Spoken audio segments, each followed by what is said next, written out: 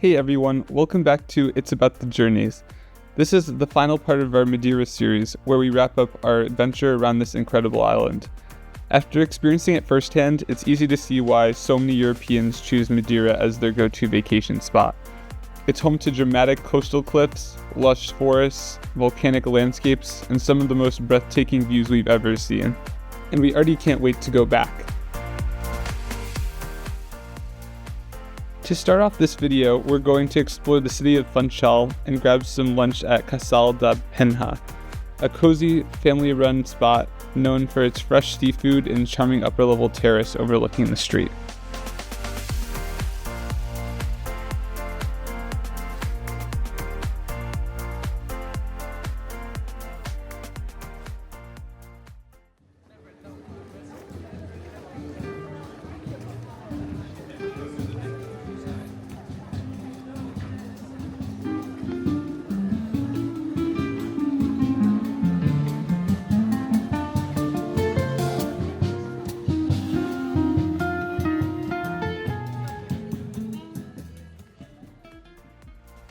And now we're headed to a Michelin star restaurant. One of my favorite things I like to do on vacation is have good eats. So I was really excited to check out this new place. Here is some grilled octopus, also known as pulpo, which was some of the best I've ever had. We also got a white sangria, which was absolutely delicious. I got the mixed grilled fish. They also brought out some samples of fried bananas, veggies. Alex got the chicken with mushroom sauce. Overall, it was one of our best meals on the islands, and we absolutely loved it. All right, so we just finished our dinner. It was absolutely amazing, and we realized we had a bit of time in between our next thing that we're doing, and luckily we chose to drive back up to Pico de Arieiro and look at the weather. It is actually sunny. I'm so excited to see what we're about to see.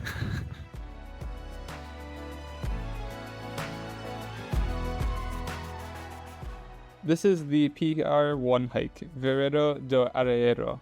It's a stunning trail that links two of Madeira's highest peaks with epic views, dramatic ridgelines, and clouds rolling beneath your feet. Seeing photos of this place is what first drew me to Madeira. We traveled here during the September 2024 wildfires, and most of the trail was actually closed. But we were lucky. One small section was still open, and it was more than enough to experience the magic of this place.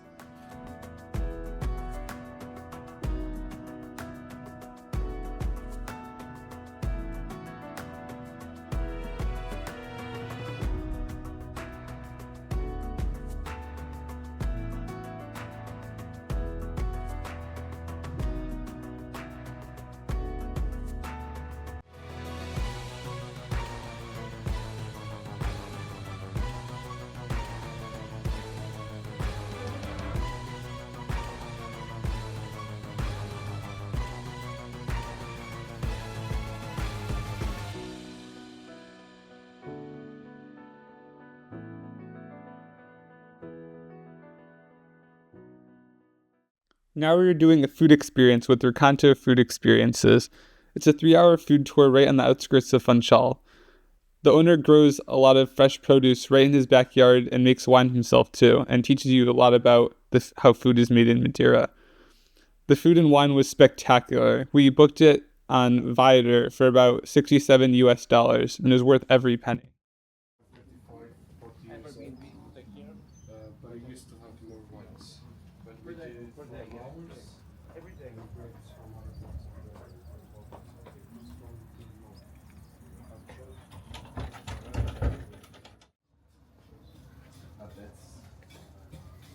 So you have more.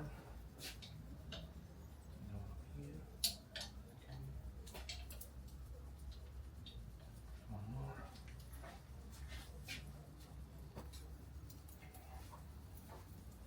You already tried this? Yes. Not me. Yeah. This is the first step. We put the grapes on this machine. This machine is turning and crushing the grapes. This is the first step. Second step, we need to use the shovels to pass the grape this side to this side.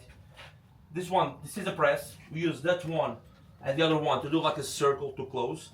Then we put all the grapes here inside, and this is getting down and squeezing all the grapes. Then the juice get out from here, and we put the wine to rest on this can. As Andre mentioned, this is we like to call it young wine, but I call it the dry wine. It's very particular, the taste. So if you give it a try, if you like, if you don't like it, we can bring another one. Just let me know, okay?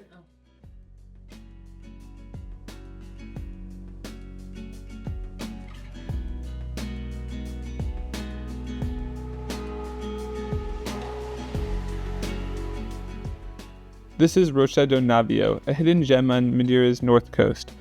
The cable car here leads down to a tiny farming area that's only accessible to locals, but you could still drive to this viewpoint, and the views alone are 100% worth the stop.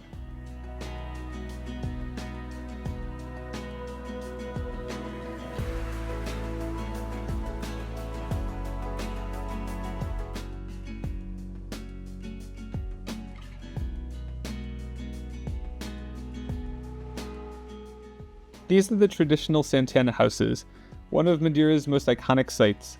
With their steep thatched roofs and colorful trim, they were originally built in the 16th century by early settlers, designed to handle the island's rainy climate. People lived in homes like these for centuries, especially in the rural north around Santana area. Today, most are preserved for visitors, but they offer a charming glimpse into Madeira's past.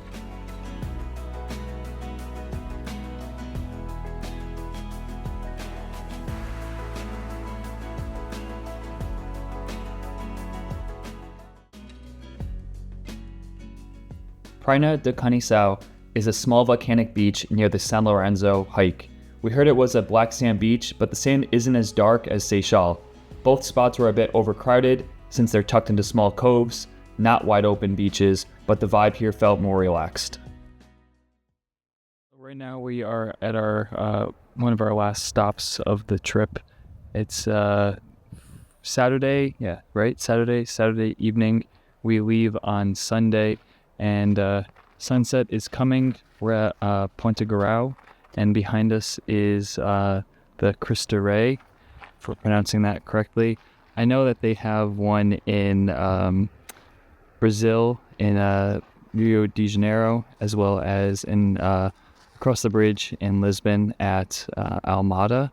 The ones in Rio de Janeiro and in Lisbon, or just outside of Lisbon, are much taller and much bigger. This one's a lot smaller, and you don't have to pay to get into it, but it does have this nice little staircase down to this point here where you can look out at the ocean and then over to the Funchal area. So we decided to stop here, and then the last stop that we'll have is to a waterfall just before we head back to our hotel so that we can pack, have a dinner, and then we have an early wake up at around 4 a.m. to head to the airport and fly back to JFK.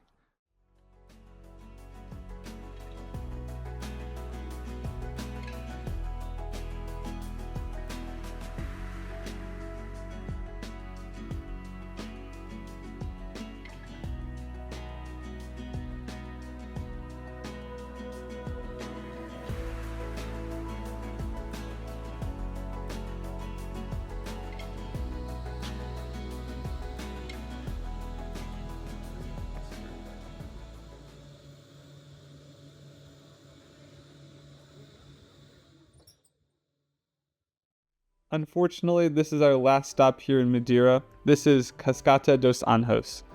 We caught it at a beautiful time for sunset. It's one of the only places in the world where you could drive under a waterfall on a public road, so we knew we had to give it a try.